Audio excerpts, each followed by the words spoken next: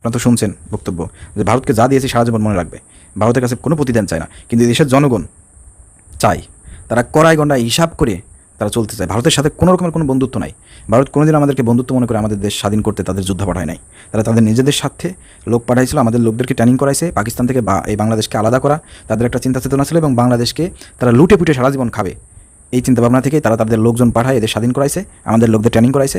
অবশেষে শেষকালে পাকিস্তানি বাহিনী আমাদের কাছে পরাজিত হয়েছে। তাদের যে অস্ত্র, যে জিনিসপত্র ছিল, গনিমতের মাল, সব ভারতের সৈন্যরা সব লুটতারাজ করে নিয়ে গেছে ওই দেশে। তো সেই লুটতারাজ সেই 71 সালের ওই যুদ্ধর পর থেকে শুরু করছে, এখন পর্যন্ত তারা এই লুটতারাজ করেই যাচ্ছে। ঠিক আছে, যে সময় যে সরকার আসতেছে, কিন্তু মাঝে মাঝে কিছু কিছু সরকার আসতেছে যারা দেশের পক্ষে কথা বলে, দেশের কাজ করেছে, তাদের সাথে হিসাব নিকাশ করে পারে নাই। বর্তমান যেহেতু আপনারা জানেন যে দামি সরকার, অন্যের উপর নির্ভরশীল, দেশের জনগণের ভোট ছাড়া তারা ক্ষমতায় আছে, ভারতকে খুশি করে রাজি করে ক্ষমতায় আছে, আমেরিকাকে ম্যানেজ করছে ভারতের মাধ্যমে, এটা আপনারা ভালো করে জানেন। যার কারণে এই সরকার কিন্তু ভারতকে সব কিছু দিতে বাধ্য হয়েছে। এটা দিয়েছি বললে হবে না, আপনার